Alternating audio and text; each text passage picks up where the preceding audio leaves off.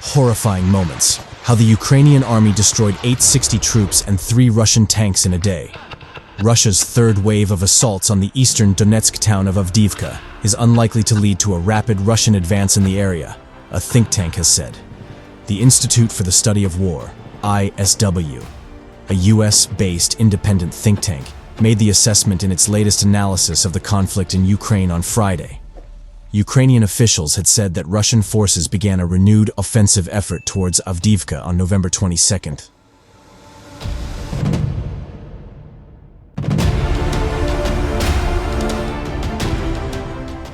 Clashes have been increasing in intensity near the town of Avdiivka, which has been described as the gateway to the city of Donetsk. Russia has poured in thousands of troops since October 10th, as well as tanks and armored vehicles, in an attempt to seize Avdiivka.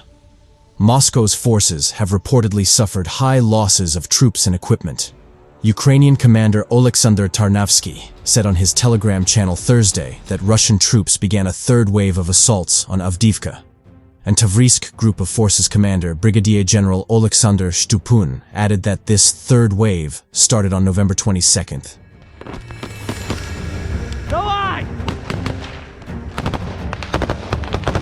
Давай, бежим!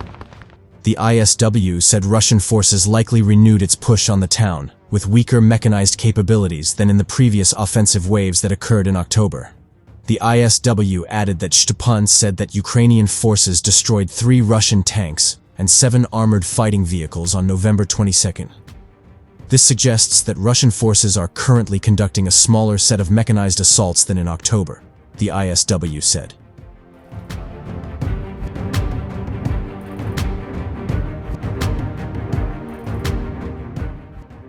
Russian forces have lost a confirmed 197 damaged and destroyed vehicles in offensive operations near Avdiivka since October 9th, and the Russian military appeared to spend the end of October and all of November preparing for a wave of highly attritional, infantry-led ground assaults to compensate for these heavy equipment losses, the think tank added.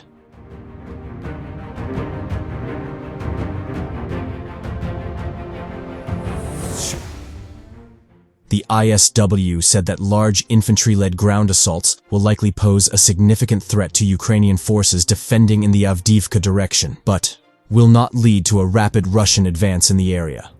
A Russian military officer also gave an interview to Russian media outlet RTVI this week and said, "Ukraine is so far successfully repelling Russia's offensive on Avdiivka.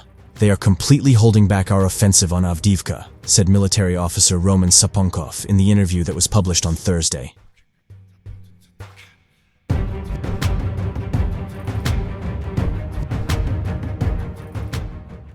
Independent Russian news website Pravda reported on Thursday that Russian forces detonated a 500-kilogram, about 1/100 LBMC, explosive charge in a tunnel under a Ukrainian position.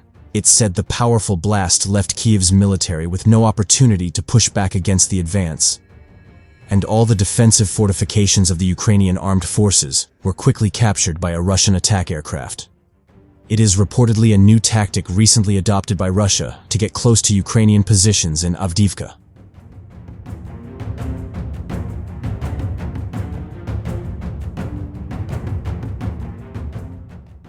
Russia has continued to suffer high losses of troops and equipment, according to Ukraine's latest figures, which come as both sides face challenging conditions because of bad weather and snow. Ukraine's general staff said in an update on Tuesday that over the previous day, Russia had lost 860 troops, taking its estimate of the total combat losses suffered by Moscow's forces since the war started in February 2022 to 326,400. It added that Russia had lost 3 tanks in the same 24-hour period, taking the total number of the vehicles lost in the war to 5,523.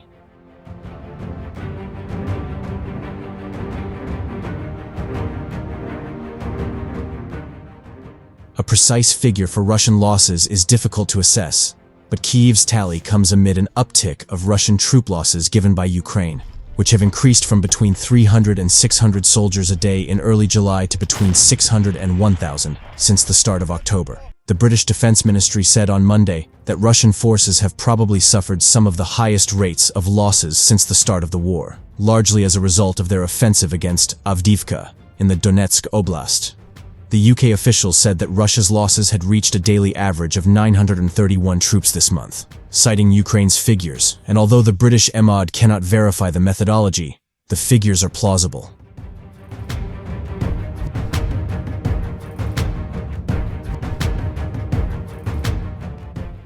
At the end of October, British defense officials said Russian losses totaled up to 190,000 personnel, including those killed and permanently injured, not including Wagner Group mercenaries.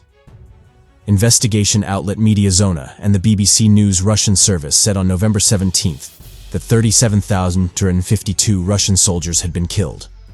Although because this figure was drawn from publicly available data, the actual death toll is likely significantly higher.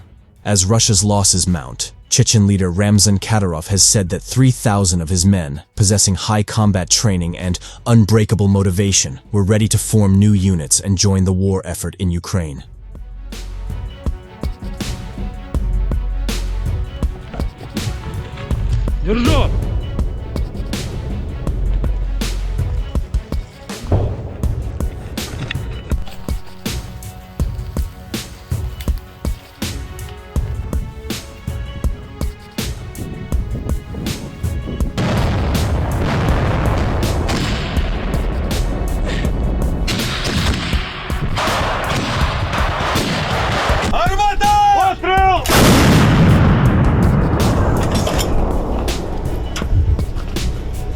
Ствол чистий.